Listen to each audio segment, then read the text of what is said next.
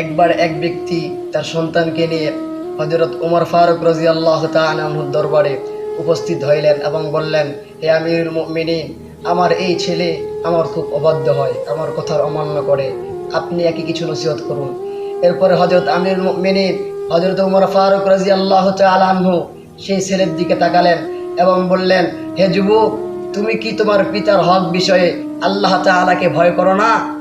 এই বিষয়ে, পিতার হক বিষয়ে হযরত আমিরুল মুমিনিন হযরত ওমর ফারুক রাদিয়াল্লাহু তাআলা আনহু সেই সন্তানকে কিছু নসিহত করলেন এবং সেই ছেলে সন্তান সব কিছু মাথা নত করে শুনলেন এবং এরপরে আরজ করলেন, ইয়া আমিরুল মুমিনিন, আমার উপর যেমন পিতার হক রয়েছে ঠিক তেমনি পিতার উপর কি আমার হক নাই? তখন আমিরুল মুমিনিন ডাক দিয়া বলে, অবশ্যই হক রয়েছে। সেগুলো কি কি?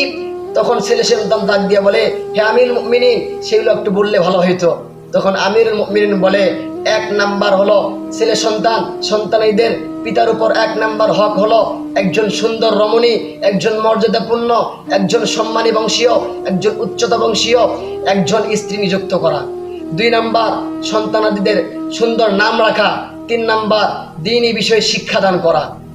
এরপরে সেই ছেলে সন্তান ডাক দিয়ে বলে, হে আমিরুল মুমিনিন, আমার মা একজন সিন্ধি নারী, আমার মা একজন সিন্ধি দাসী, যাকে অল্প টাকায় ক্রয় করা হয়েছে।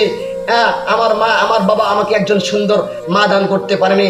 এবং কি 2 নাম্বার যে আপনি বললেন যে সুন্দর নাম রাখা, আমার বাবা আমার নাম রাখছে জুয়াল। এই নামে যখন আমাকে মানুষ ডাকে তখন আমি লাঞ্ছিত বোধ করি, আমি নিজেকে মাথা নত করে খুব কষ্ট বোধ করি।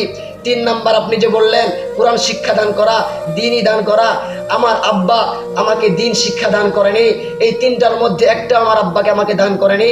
আমার আব্বাকে আপনি কিছু বলুন। এরপরে আমিরুল মুমিনিন হযরত ওমর ফারুক রাদিয়াল্লাহু তাআলা আনহু সেই পিতার দিকে তাকালেন এবং বললেন, তুমি এই সন্তানের অভিযোগ করতে আসছো? তুমি নিজেই তো ঠিক হওনি, তুমি তো নিজেই সন্তানের হক আদায় করনি, তাহলে তোমার সন্তান তোমার কিভাবে হক আদায় করবে?